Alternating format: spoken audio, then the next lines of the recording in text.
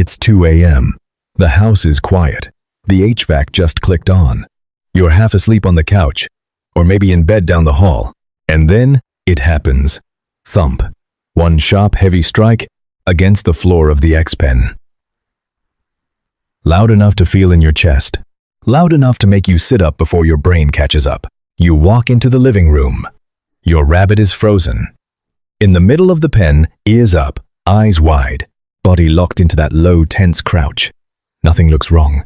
The room is empty. The TV is off. The neighbors are asleep. But your rabbit is not asleep. Your rabbit is on alert. And whatever your rabbit is reacting to, you almost certainly haven't noticed it yet. Before we talk about why this happens at night specifically, we need to talk about what a thump actually is in rabbit communication. A thump is not a tantrum. It's not drama. It's not your rabbit being sassy or rude or trying to wake you up on purpose. A lot of new rabbit owners interpret it that way, and it's an easy mistake to make, because in our human world, loud, sudden noise usually means somebody is upset with somebody. But rabbits don't communicate like that. In wild rabbit behavior, a thump is an alarm signal. One rabbit hits the ground hard with a hind foot, and the vibration travels through the warren to warn the others. It's a fear broadcast. It says, something is here. Something is wrong. Pay attention. When your domestic rabbit thumps in your living room at 2 a.m., that ancient signal has not gone away. The warren is gone. The predators outside are mostly imaginary now, but the wiring is the same. Your rabbit is not yelling at you. Your rabbit is yelling with you, assuming, in its own way, that you are part of the warren and need to know. That reframe matters. Because once you understand a thump as a fear signal, you stop trying to correct the behavior and you start trying to find what triggered it. So why night? Rabbits are crepuscular, which means they're most active around dawn and dusk. But they don't fully shut down in the middle of the night the way people do. They doze in short bursts. They wake up. They check the room. They listen. And at 2 a.m., the world is doing things your rabbit notices, and you don't. Let's start with sound. Your rabbit's hearing is dramatically better than yours.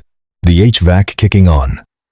The refrigerator compressor cycling. A pipe ticking inside the wall as it cools. A neighbor's dog barking 3 houses down. A delivery truck idling at the end of the block. A raccoon knocking over a trash can in the alley. You sleep through all of it. Your rabbit doesn't.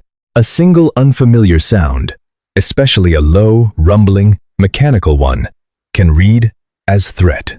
Rabbit-savvy educators often point out that rabbits don't need a sound to be loud, to be alarming. They need it to be unfamiliar, sudden, or coming from a direction they can't see. Then there's light. This one surprises people. A car turning into a driveway across the street can throw headlights across your living room ceiling. A motion sensor porch light flicking on next door can paint a shadow across the wall behind your rabbit's pen. A reflection off a passing windshield can move across the floor like something running. To you, that's just light. To a prey animal scanning the room from a low angle, a moving shadow can look exactly like a moving body. Smell is harder for owners to catch because we don't experience our homes through scent the way rabbits do. But a rabbit's sense of smell is far sharper than ours. And at night, with the house closed up and the air still, scents pool and concentrate. A coyote walking through the backyard. A neighborhood cat marking the deck. A possum on the porch. None of these animals need to be inside your home for your rabbit to know they were nearby. Other pets in the house matter too. Your dog gets up to drink water. Your cat jumps off the counter.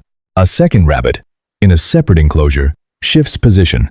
Any of these can register as movement near the warren. Even a friendly, bonded household dog moving through the room at night can trigger a thump if the rabbit didn't see it coming. Not because the rabbit suddenly fears the dog, but because the rabbit's startle response fired before the recognition response caught up.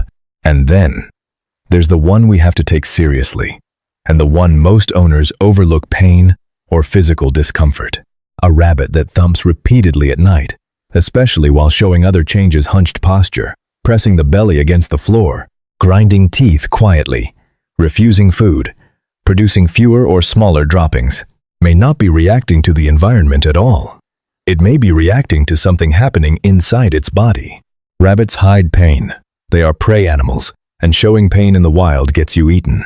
So, when discomfort finally breaks through into visible behavior, it's often already significant. If you're seeing repeated thumping combined with appetite changes, posture changes, or changes in droppings, that is not a wait-and-see situation. Contact a rabbit-savvy vet today. Not every vet is experienced with rabbits, so it's worth knowing in advance who you'd call. We're not going to diagnose anything from a video, but the principle is simple. A thump that comes with other changes is a different conversation than a thump that comes alone. Sometimes, especially in older bonded rabbits who know your routine well, a thump at night isn't fear. It's protest. The water bottle is empty. The hay rack is low. A favorite hiding spot got moved. The pen got rearranged that afternoon. You can usually tell the difference by body language. A frustrated rabbit thumps and then keeps moving, eats, hops over to investigate, returns to whatever they were doing. A frightened rabbit thumps and then holds, frozen, ears up, eyes wide, watching. That stillness afterward is the tell. Here's the part most rabbit content skips. When your rabbit thumps in the middle of the night, the temptation is to react to the rabbit. Shush them, tell them to stop, cover the pen, move them, maybe even feel a little annoyed because it's 2 a.m. and you have work in the morning. Don't react to the rabbit. Read the room. Walk in calmly. No fast movements. No loud voice, your rabbit is already in alarm mode. And a startled human running in adds to the threat picture, not subtracts from it. Stand still for a few seconds and just notice. What's making sound right now? Is the HVAC running? Is something humming or ticking? Is there traffic outside? What's the light doing? Are headlights sweeping the wall? Did a porch light just come on? Is there a shadow in the room that wasn't there an hour ago? Where are the other pets? Is the dog up? Did the cat just come downstairs? What changed in the last 12 hours? Did you rearrange furniture? Bring home a new bag? A new candle? New shoes that walk through somewhere with another animal? You're not detectiving for fun. You're building the same map your rabbit just built, except they built it through fear. And you're building it through observation. Most of the time, you'll find something. A vent, a shadow, a sound you'd tuned out. And once you find it, you can decide whether to remove it, dampen it, or simply let your rabbit see that it isn't a threat. Sometimes you won't find anything obvious. That's okay. Sit down, low to the ground, a few feet from the pen. Don't reach in. Don't pick the rabbit up. Being lifted while in alarm mode generally makes it worse, not better. Just be present, quiet, and boring. Most rabbits will come down out of the alert posture within a few minutes. Once a calm, familiar presence is in the room, your job in that moment isn't to fix the fear. Your job is to be the steady thing in the room while the fear passes. Now, here's where I want to draw a clear line, because it matters. A single thump on a single night, followed by your rabbit settling, eating, drinking, and going back to normal behavior, that's a healthy alarm system doing its job. Even if you never figure out the trigger, you don't need to. The system worked, the rabbit checked, the rabbit relaxed. That's not a problem. That's a prey animal. Being a prey animal in a safe home. Repeated thumping is different. If your rabbit is thumping multiple nights in a row, in the same spot, at roughly the same time, there's a pattern. Patterns have causes. It might be a scheduled HVAC cycle. It might be a neighbor who comes home from a night shift at 1:45 a.m. It might be a nocturnal animal whose route runs past your window. It might be a smell that lingers on something you bring inside every evening.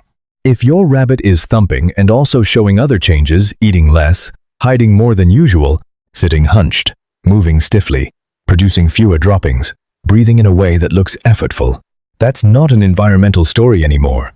That's a body story. And bodies in rabbits speak quietly until they don't. Repeated thumping with physical changes deserves a call to a rabbit-savvy vet. Soon.